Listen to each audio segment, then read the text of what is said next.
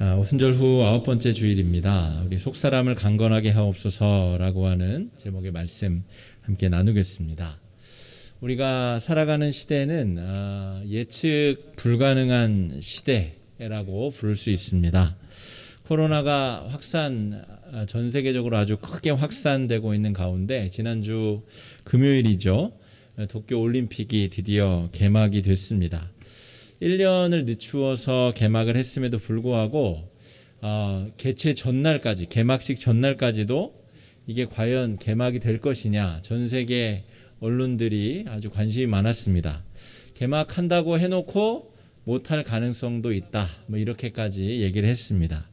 지금 우리나라도 금메달도 따고 했지만 이게 과연 폐막식까지 유지가 될 수 있겠느냐, 이것도 주요 관심사고, 마치고 난 다음에 이게 정말 일본 국익에 도움이 되고 전 세계 스포츠계에 정말 유익이 되느냐, 오히려 이것이 마치고 나서 전 세계 코로나 확산의 또 진원지가 되는 것 아니냐, 여러 정말 한치 앞을 예측할 수 없는 상황을 우리가 지내고 있습니다.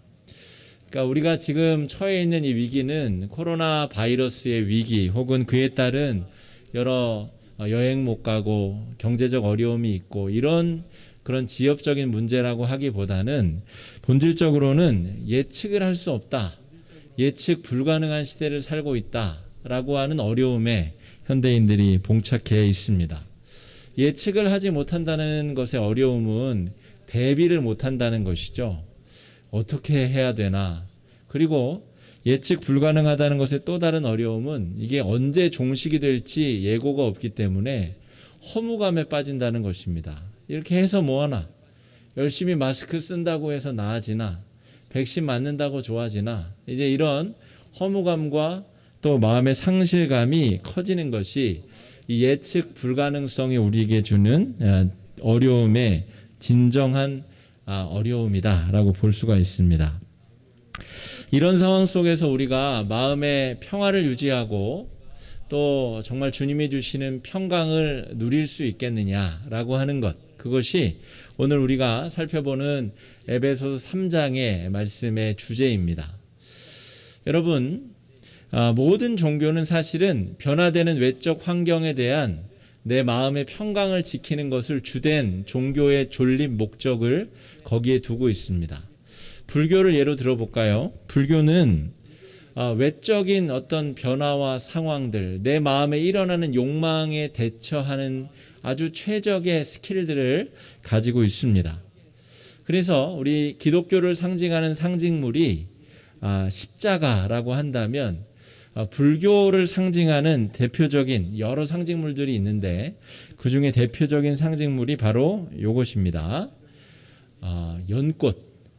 연꽃이 불교를 상징하는 중요한 상징물이죠. 그래서 왜 그러한가? 제가 저 밑에 연꽃의 시간 7월 말 오전이라고 적어놨는데 대부분의 예쁜 꽃들은 다 봄에 피죠. 그런데 연꽃은 여름꽃입니다. 여름에 6월, 7월, 8월. 그 중에서도 7월 말 연꽃이 아주 예쁩니다. 그래서 잘 살펴보시면 저 시흥에도 연꽃 밭이 있고 저 두물머리에도 있고 곳곳에 연꽃밭들이 있는데 연꽃을 보러 가시려면 꼭 오전에 가셔야 됩니다. 오전에 9시 전에 가시면 선선하게 보시기도 좋고 12시가 넘어가면 봉오리가 이제 닫히기 때문에 예쁜 꽃을 볼 수가 없어요. 그래서 연꽃을 보시려면 오전에 가셔요. 이거는 여담이고요. 왜 연꽃이 불교의 중요한 상징물이 되었느냐, 여러 이론들, 학설들이 있습니다만 가장 주요한 대부분의 사람들이 동의하는 그 내용은 뭐냐면 연꽃이 습지나 진펄에 뿌리를 내리는 식물이라는 데 있습니다. 그러니까 늪지, 습지, 진펄, 그러니까 그 물 자체는 맑지도 않고 굉장히 고여있고 탁하고 더러운데 그 밑에 뿌리를 내리고 있지만 아주 고상하고 우아하게 한 송이 꽃을 열매와 동시에 탁 맺는다는 것이죠. 그리고 그 연잎에 물을 이렇게 흘리면 어떻게 되죠? 또르르 흘러내리죠. 그러니까 모든 욕심과 탐욕과 이 번뇌가 다 흘러내린다. 이런 여러 가지 상징들이 합쳐져서 이 연꽃이 불교, 이 여러 번뇌의 상황 속에서 내 마음만은 평강을 지킨다라고 하는 이 불교의 가장 핵심적인 사상에 일치한다. 이렇게 연꽃이 일컬어집니다. 여러분, 연꽃 너무 기독교인으로서 미워하지 마시고 연꽃을 보러 가시면 하나님의 아름다운 창조물을 감탄하시고 보시고 이렇게 하실 수 있는 너른 마음을 가진 기독교인이 되시기를 바라고요. 제가 왜 이 연꽃 이야기를 하냐면 모든 종교에서는 외부에 벌어지는 여러 가지 어려운 일들, 또 우리 마음 가운데 생겨나는 여러 번뇌와 고난과 역경들, 이런 것들을 어떻게 대처할 것인가에 대해 관심을 집중하고 있다는 것이죠. 그렇다면 오늘 바울이 이야기하는 기독교의 행복론이 뭐냐? 이런 어려운 상황들, 한치 앞을 내다볼 수 없는 예측 불가능한 상황 속에서 기독교는 과연 어떤 대답을 주고 있느냐라고 할 때 에베소서 3장의 바울의 기록을 통해서 우리가 한번 그 답을 완전히 얻지는 못하더라도 바울의 그 편지를 통하여 우리가 그 해답의 실마리를 조금이라도 좀 발견해 보면 좋겠다 하는 것입니다. 바울이 지금 에베소 교인들에게 편지를 쓰고 있는데 그 몇 가지 중요한 특징들이 있습니다. 첫 번째는 무엇이냐면 바울이 지금 감옥에서 에베소 교회를 향하여 위로와 권면의 편지를 보내고 있다는 것이죠. 우리가 처한 상황과 어떻게 보면 유사하다고 볼 수가 있습니다. 이 코로나라고 하는 눈에 보이지도 않는 초미세한 이 바이러스가 공중을 떠달다가 내 코 속으로 들어가면 이제 나도 감염자가 되고 나 때문에 우리 사랑하는 가족들도 감염시킬 수 있고 생계와 관계와 신앙생활과 여러 가지가 이 코로나 문제 때문에 아주 심각한데 이 바울의 상황도 아주 못지않게 어려운 상황 가운데 있다는 것이죠. 인신구속, 몸이 완전히 구속된 상태에서 저 멀리 떨어진 에베소 교회를 걱정하며 지금 권면의 편지, 위로의 편지를 쓰고 있다는 것이죠. 여러분, 내가 지금 감옥에 갇혀 있으면 일단 내 마음의 여유가 사라지는 것이 당연하죠. 그죠? 감기에만 걸려도 남들 살펴볼 겨를이 어디 있습니까? 그런데 감옥에 갇혀 있는데 내 걱정은 고사하고 멀리 떨어진 우리 복음을 전한 에베소 교회를 생각하며 그 교회의 영적인 안전을 염려하며 지금 편지를 쓰고 있다는 얘기는 적어도 바울은 지금 자신만의 문제 안에 사로잡혀 있는 수준이 아니라는 것입니다. 그것을 뛰어넘어서 자신의 문제뿐 아니라 타인의 문제, 공동체의 문제를 염려하며 그것을 위해서 기도하고 해답을 제시할 수 있는 정도의 넓은 마음의 에너지가 흘러 넘치고 있는 상태다. 이렇게 볼 수가 있겠죠. 그 연꽃과는 비교할 수 없는 영적인 능력이 바울에게서 지금 발견되고 있다는 것입니다. 어떻게 이런 일이 가능할 수 있을까? 우리가 오늘 좀 한번 살펴보자는 것이죠. 에베소서 3장 1절, 우리가 읽은 14절 말씀부터는 그 전제가 1절과 연관되어 있습니다. 1절 말씀 한번 읽어보겠습니다. 시작. 이러므로 그리스도 예수의 일로 너희 이방인을 위하여 갇힌 자 된 나 바울이 말하거니와. 바울이 지금 감옥에 갇혀서도 마음이 어렵거나 심란하거나 자기 문제에 매몰되지 않는 이유가 여기 있습니다. 그리스도 예수의 일 때문에 내가 구속되었다는 것이죠. 내가 도둑질하거나 내가 남의 것을 훔치다가 구속된 것이 아니라 나는 예수의 일 때문에 감금되었다 하는 것이죠. 그러므로 나는 하나님 나라 확장에 이바지하다가 감금되었고 작은 예수로서 나의 십자가를 지고 예수의 뒤를 따르다가 감금되었기 때문에 나는 위축될 필요도 없고 내가 갇혀 있다고 해서 이 감옥이 나를 좌지우지할 수 없다라고 하는 확신 속에서 지금 에베소 교인들에게 편지를 쓰고 있다는 것입니다.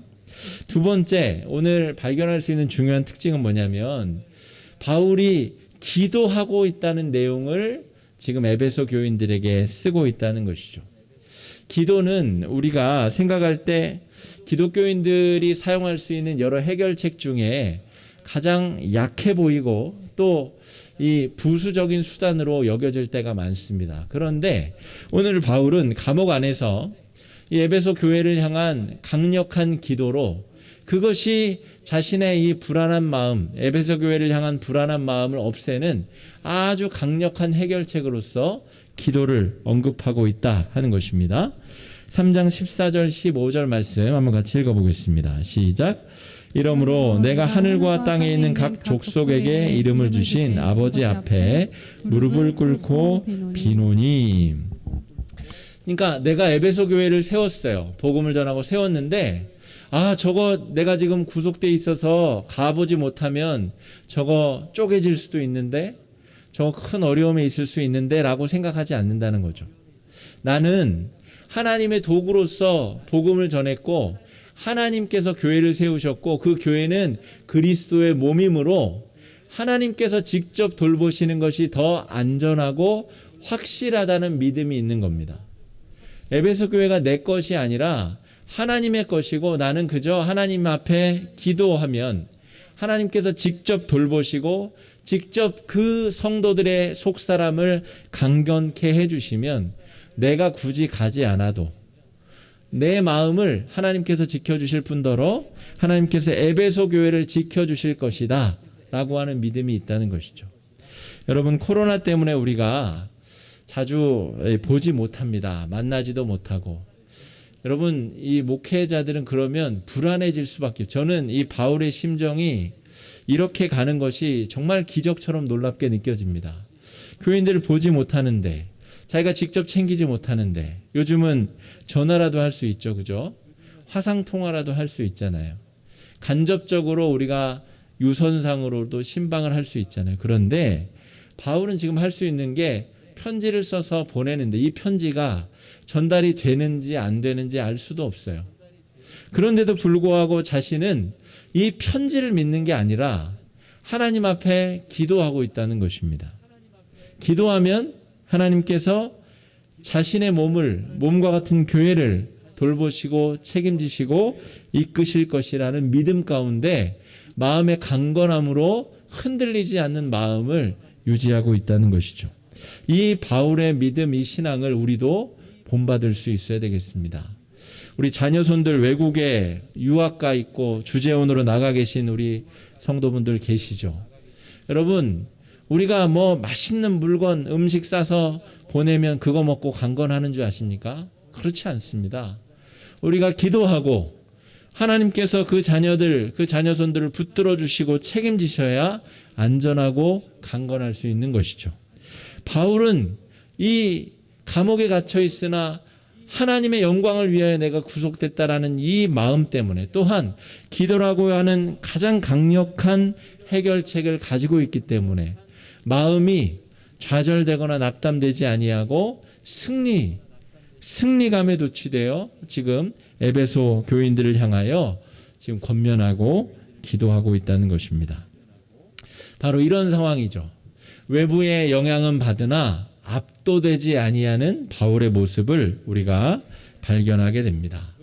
아까 말씀드린 대로 모든 종교는 외부의 혼란과 어려움으로부터 내 마음과 내 정신을 어떻게 지킬 것인가에 관심이 있는데 불교와는 달리 기독교에서의 대응 방법은 하나님의 존재, 하나님께서 일하심을 믿는 확신 가운데 강하게 전진하고 있다는 것을 우리가 목격하게 됩니다. 상황에 경도되거나 압도되지 아니하는 이 믿음, 이 신앙, 우리가 이제부터 바울이 왜 이런 마음으로 기도하고 왜 이렇게 대응하고 있는지를 좀 더 살펴보겠습니다. 그러기 위해서는 기독교의 인간관에 대해서 우리가 좀 이해할 필요가 있습니다. 기독교의 인간관은 우리가 오늘 이 시간에 확실히 좀 정리를 해야 됩니다. 기독교를 믿고 있다고 하면서도 우리 전통적으로 가지고 있는 이 사주팔자, 운명 결정론에 붙잡혀 있는 분들이 많이 있습니다. 아이고, 내가 그냥 이렇게 될 줄 알았어. 저렇게 될 줄 알았어. 이거는 전혀 기독교적인 믿음이 아닙니다. 내 인생이 결정되어 있다라고 믿는 믿음은 저 점집에서 믿는 이 미신적인 신앙이라는 것이죠. 또한 사람이 죽으면 범죄를 지으면 축생으로 가축으로 태어나고 그저 잘 살면 인생으로 태어난다고 하는 이 환원주의적인 윤회 사상도 기독교적인 것이 아닙니다. 기독교 안에서 사람을 뭐라고 보느냐, 오늘 바울은 아주 명확하게 기독교에서 보는 사람에 대한 이야기를 분명하게 하고 있습니다. 그것은 바로 겉사람과 속사람입니다. 사람이 겉사람이 있고 속사람이 있다는 것이죠. 그래서 바울이 그렇게 기도하죠. 성령의 능력으로 너희의 속사람을 능력으로 강건하게 하시오며, 이게 바로 기독교에서 바라보는 인간관. 인간이란 무엇이냐? 겉사람이 있고 속사람이 있다는 거예요.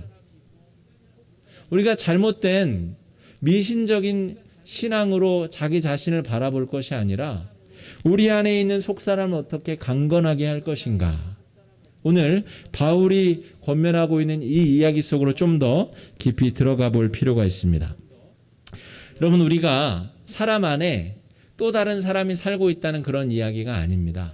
한 사람을 이야기할 때 우리가 외형만 보고 판단하는 것은 우리가 좀 부족하죠. 사람을 지내봐야 되잖아요. 그죠? 연애해 보면 우리 어르신들이 뭐라 그러죠? 야, 그래도 최소 4계절은 지내봐야 알지. 이런 말을 하시잖아요. 사람은 그냥 겉모습만 보고 외형적인 명함에 인쇄된 것만 보고 판단하면 사기당하기 딱 좋죠. 그죠? 지내봐야 합니다. 사람 됨됨이를 지내봐야 그 사람이 어떤 사람인지를 실제로 알 수 있는 것이죠. 우리가 흔히 이런 말을 하죠. 야, 그 사람 덜 됐다. 이런 말을 합니다. 나이는 먹었을지언정 그 속사람의 철이 덜 들었다. 인간관계를 엉망으로 한다. 이런 말이죠.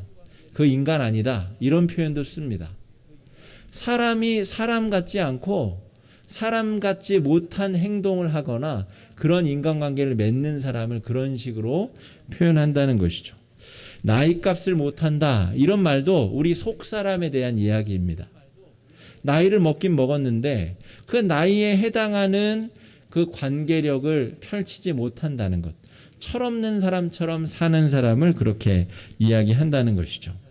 여러분, 그러므로 우리가 겉으로 나이가 들면서 우리가 어떤 업적들을 성취하는 것과 똑같은 의미로 우리 내적인 사람의 성숙도가 중요하다는 것이죠.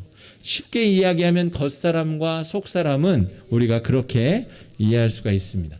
그런데 여기서 한 걸음 더 나아가야 됩니다. 아까 말한 철이 덜 들었다 이런 것은 꼭 예수 안 믿어도 할 수 있는 이야기잖아요. 그런데 오늘 바울이 이야기하는 속사람은, 기독교적인 속사람은 그 안에 한 가지가 더 들어가 있다는 것이죠. 바로 성도라고 할 때에 그 속사람이 강건한 사람을 의미하는데, 그 속사람, 기독교적인 속사람에는 요 속성이 하나 더 들어가 있습니다. 바로 인성 더하기 영성이 기독교에서 말하는 속사람이라는 것이죠. 겉사람은 우리가 흔히 다 평가할 수 있는 그런 겁니다. 외모와 출신과 권력. 우리 자녀들 중에 혹시 우리 결혼 배우자를 소개시켜주는 그런 회사에 돈을 내고 소개받아서 결혼하는 분들이 있을 수 있어요. 그죠? 그런데 그거는 제가 볼 때는 해도 안 되면 그렇게 할 수는 있으나 좋은 방법이 아닙니다. 왜냐하면 겉사람만 보고 대충 맞춰가지고 사람 소개시키는 그런 기업이거든요. 그러니까 그 기업 입장에서는 돈벌이 수단인데 사람이 사람을 알아가는 아주 최악의 방법으로 사람을, 평생 같이 할 사람을 소개하는 겁니다. 겉사람만 보고 그 사람이 얼만큼 공부했는지, 무슨 직업을 갖고 있는지, 연봉이 얼마인지 요거 가지고 사람을 잘 어울리겠네 이렇게 짝지어준다는 말이죠. 그 속사람의 중심을 살피는 것이 평생을 같이 살 사람을 살필 최고의 덕목인데, 겉사람만 보고 사람을 평가하도록 결혼하도록 이렇게 주선하는 것은 별로 좋은 방법은 아니라는 것이죠. 겉사람 얘기는 그러니까 우리가 좀 건너뛰고요. 속사람, 아까 말한 대로 꼭 예수 안 믿고도 인성에 대해서 논할 수 있습니다. 야, 그 사람 성격 좋아. 그 사람 됐어. 야, 그냥 2번 물어볼 필요도 없이 그 사람 그냥 쓰면 돼. 이렇게 우리가 소개해주고 이야기할 수 있는 것은 인성과 관련된 영역인데, 성도가 말하는 사람이라고 하는 것은 인성 더하기 영성, 이것이 속사람의 핵심이라는 것이죠. 오늘 바울이 그 속사람을 능력으로 강건하게 하시오며 라고 하는 기도하는 내용은 인성 더하기 영성에 대한 이야기다 하는 것입니다. 인성이란 이런 겁니다. 사람이 세상과 관계 맺는 태도와 방법을 인성이라고 부릅니다. 그죠? 사람 사이에 어떻게 신뢰를 유지하는가, 약속을 하면 지키는가 안 지키는가, 이게 인성과 관련된 거죠. 힘든 일이라도 꾸준하게 인내하면서 버텨내는가, 인성과 관련된 내용입니다. 그 사람이 세상과 관계 맺는 방법을 인성이라고 부릅니다. 영성이라고 하는 것은 어떤 사람이 하나님과 관계 맺는 태도를 영성이라고 부릅니다.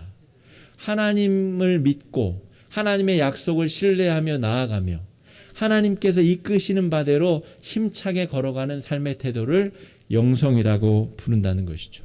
아까 제가 바울이 감옥에 구속된 상태라고 말씀드렸죠. 감옥에 구속되었는데 성격 좋다고 다 버틸 수 있을까요? 그렇지 않습니다. 요셉이 청소년의 나이로 애굽에 노예로 팔려갔습니다. 그 아이가 어떻게 국무총리가 될 때까지 미치지 않고 자해하지 않고 그 감옥 생활을 견뎠을까요? 하나님의 약속을 믿었기 때문입니다. 영성이 요셉이라는 청소년을 지켜준 것이지, 그 아이의 인성은 형제들의 잘못을 아버지에게 고자질하는 인성입니다. 그 인성으로 요셉이 버틴 것이 아니라 영성으로 버틴 것이죠. 지금 바울도 감옥에 갇혀 있는데 성격 좋아가지고 버텨내는 것이 아니라 하나님의 약속, 내가 하나님의 예수의 이름을 전하다가 구속됐다고 하는 이 마음으로 지금 감옥 생활을 버텨내고, 그걸 넘어서서 에베소 교회에 글로 편지로 권면하는 수준에 바울이 있다는 것이죠.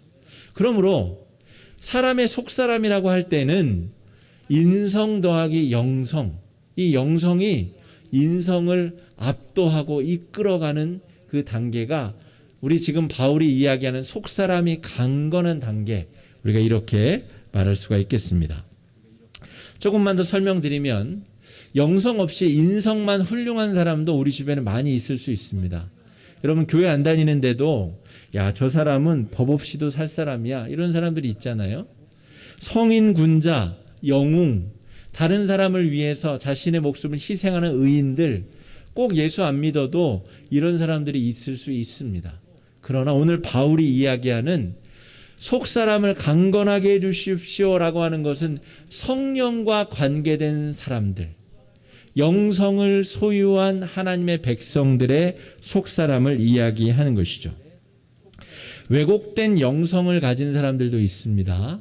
이를테면 바리새인들과 사두개인들, 하나님을 잘 믿는다고 하는 것을 도구 삼아서 자기 자랑을 일삼는 사람들을 바리새인들이라 그러죠.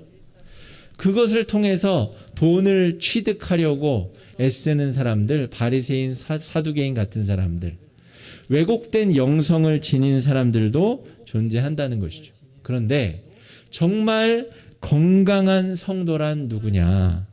인성과 영성의 강건함이 그 사람의 내면으로부터 외면으로 뿜어져 나오는 사람을 말합니다. 아우라라는 게 있잖아요. 아우라. 이거는 얼굴이 잘생기거나 예쁜 건 아닌데 그 뿜어져 나오는 기품이 있는 사람이 있습니다. 압도하는 힘이 내면으로부터 뿜어져 나오는 사람이 있습니다. 영성과 인성이 일치되는 사람, 바리새인 같은 사람 말고, 자기가 하나 착한 일 해놓고 10번 자랑하고 다니는 그런 부족한 사람 말고, 영성과 인성이 일치되어서 성숙하여서 그 내면에서 뿜어져 나오는 힘이 외면으로 차고 넘치는 사람. 지금 바울이 그 모습을 보여주고 있습니다. 감옥에 갇혀 있는데 그 내면으로부터 뿜어져 나오는 힘이 에베소 교회 성도들을 위한 기도로 흘러 넘치고 있다는 것이죠. 보네퍼라고 하는 신학자가 그런 시를 적은 적이 있습니다. 나는 감옥에 있는데 하나님께서 나에게 은혜를 주셔서 간수들이 나에게 존경을 표한다. 이런 시를 쓴 적이 있습니다. 그게 바로 그런 상태에 다다른 영적인 사람의 고백이라 말할 수 있습니다. 여러분, 이 영성을 우리가 좀 더 쉽게 어떻게 하면 제가 쉽게 좀 설명드릴 수 있을까 생각하다가 영성을 좀 연애랑 빗대어서 제가 설명을 드리면 조금 더 설명이 쉽겠다 이런 생각을 해보게 되었습니다. 하나님과 우리가 관계를 맺는 것이니까 쉽게 이해하려면 사랑하는 사람이 생기고 사랑하는 사람과의 관계가 진척되고 사랑하는 사람과의 관계를 유지하는 것과 비교해서 좀 설명해 보면 좋겠다 이렇게 생각이 들었다는 것이죠. 영성 생활의 시작, 우리가 연애를 한다고 할 때 연애를 한 사람하고 해야 되잖아요. 그죠? 두 사람하고 세 사람하고 막 그렇게 연애하는 거는 건강한 연애라고 할 수 없잖아요. 하나님과 우리가 영성 생활을 시작한다고 할 때 그 특별한 지점이 있어야 되는데 그것이 바로 어디냐면 바로 십자가에서 만난 하나님입니다. 이게 오늘 바울이 이야기하는 건강한 영성이 시작되는 단계. 반드시 하나님과의 관계가 시작이 돼야 되는 어디서 시작이 되냐면 예수 그리스도를 통해 십자가 위에서 하나님을 알아가게 되는 것이 영성 생활의 시작입니다. 여러분, 길거리에 만나서 아무나 붙잡고 하나님 아세요? 하나님 모르는 사람 없습니다. 교회 다니는 사람들이 믿는 신 아니에요. 그런데 정말 우리의 영성 생활이 어디서 시작이 되냐면 십자가 위에 예수 그리스도의 그 값없는 사랑을 깨달은 자만 하나님과의 관계가 건강하게 시작될 수 있습니다. 그러므로 우리의 영성 생활의 시작은 십자가 위에서부터 출발하게 된다 하는 것이죠. 저는 제 아내랑 연애를 할 때 어디서 손을 잡았는지, 어디서 고백을 했는지, 어떤 말로 첫 만남을 했는지, 어디서 만났는지, 그때 차 안에서 무슨 음악을 들었는지 아직도 기억을 합니다. 왜냐하면 그 사람과의 아주 특별한 인연이 만남이 시작된 시간, 장소, 만남의 상황들이기 때문에 그렇죠. 우리가 하나님을 안다라고 할 때 그 십자가 위에서부터 그 만남이 시작되어야 기독교 영성 생활이 건강하게 시작된다라고 말할 수가 있습니다. 그 영성이 어떻게 성장하는가라고 할 때 그것은 성경 말씀을 통해서 우리는 하나님과의 그 알매 관계가 성장 단계로 나아가게 됩니다. 아까 말씀드렸듯이 마음에 딱 드는 여인이 나타났어요. 그런데 우리 마음도 맞는데 다음 주에 결혼합시다. 그럴 수 있습니까? 결혼은 그렇게 못하죠. 가문과 가문끼리의 만남이고 한 인생, 두 명의 인생이 합쳐지는 결정이고 아까 말한 대로 최소한의 어떤 시간이 지나야 서로 그 사람의 내면이 어떤지 인성이 어떤지 알아갈 수 있잖아요.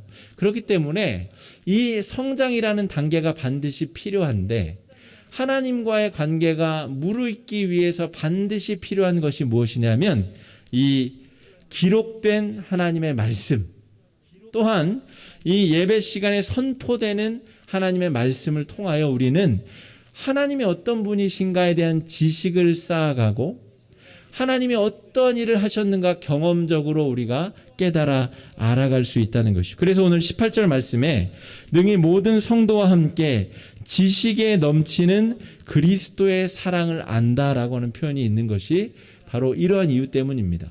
기록된 하나님의 말씀을 통하여 저 출애굽 당시에 홍해를 건넌 이스라엘 백성들의 그 기적의 은혜를 오늘 내가 끌어다가 경험을 하는 것이고 혈루병 여인이 경험한 그 기적의 사건을 내가 오늘 경험하는 지식의 은혜, 경험의 은혜를 기록된 말씀을 통하여 또 선포되는 말씀을 통하여 우리는 깨닫고 경험할 수 있게 된다 하는 것이죠.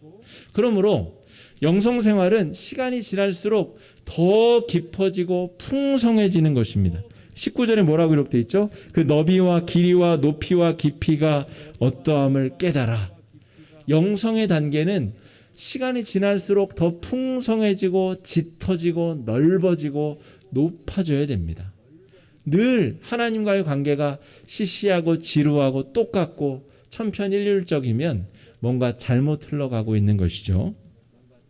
영성생활을 어떻게 유지할 것인가, 하나님과의 관계를 어떻게 유지할 것인가 라고 할 때 오늘 바울은 기도생활, 성령과의 만남, 우리 안에 내주하시는 성령과 소통하고 기도하고 교제하는 것으로 영성생활을 유지해야 된다라고 이야기하고 있습니다.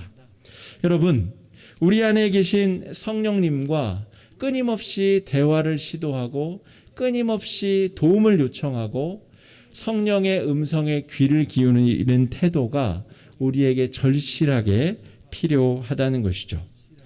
여러분, 오늘 바울은 감옥 안에 갇혀서 멀리 떨어진 에베소 교인들을 위하여 기도하고 있고 자신도 어려운데 그들의 어려움을 위해서 지금 권면과 위로의 말씀을 하고 있습니다. 나의 속사람은 지금 강건하게 잘 성장하고 있는가? 특별히 코로나19 이 어려운 상황 속에서 우리는 우리 속사람의 건강을 점검하고 확인하기 아주 좋은 시간을 보내고 있습니다. 사실은 지난 한 주간 사실은 목회자인 제 마음도 제 속사람도 강건했다라고 고백하기는 좀 어려웠습니다. 불안하고 또 언제 끝날까 염려도 되고 아까 말씀드린 예측 불가능한 시대 속에서의 이 갈등과 고민과 어려움이 제 마음을 짓눌렀었던 한 주였습니다. 여러분, 우리의 속사람을 강건하게 유지하기 위해서 그렇다면 저는 어떻게 했었어야 됐을까요? 더 말씀 앞으로 나아가고 우리 안에 계신 성령과 대화를 시도하고 기도의 시간을 더 늘려가는 방법을 취했어야 되겠죠. 여러분, 우리는 우리의 속사람이 안녕한지 안부를 물어야 되고 속사람이 강건하게 성장할 수 있도록 하나님의 도우심을 요청할 수 있어야 되겠습니다. 다음 한 주도 쉽지는 않을 겁니다. 날은 덥죠. 또 만남과 모임은 어렵죠. 또 여러 경제생활도 어려운 시기를 보내고 있습니다. 그렇지만 우리의 속사람은 우리가 지킬 수 있습니다. 하나님의 말씀 붙잡고 또 성령과 기도하며 우리의 속사람의 안녕을 건건함을 지킬 수 있는 그런 귀하고 복된 속사람에게 우리 삼계탕 한 대접 잘 먹일 수 있는 보양할 수 있는 그런 한 주가 되시기를 주님의 이름으로 축복합니다. 이 시간에 말씀 의지해서 함께 기도하겠습니다. 기도하실 때 주님, 우리의 속사람의 건강을 지켜주시고 강건케 하여 달라고 이 시간에 짧게 잠시 기도하는 시간 갖겠습니다. 사랑의 주님, 은혜를 감사합니다. 주님, 우리 안에 계신 성령께서 우리의 속사람을 강건하게 하여 주시며 우리의 속사람의 안녕을 지켜주시며 우리의 모든 필요를 아시는 주님, 우리의 필요를 채워주시고 답답함을 풀어주시며 우리의 속사람이 강건하고 건강해질 수 있도록 주님 인도해 주시고 역사하여 주시옵소서. 어렵고 힘든 상황 가운데서도 낙담하거나 낙심하지 아니하고 승리할 수 있도록 붙들어 주시고 인도해 주시고 함께해 주시고 역사하여 주시옵소서. 주님을 감사드리겠습니다. 사랑의 주님,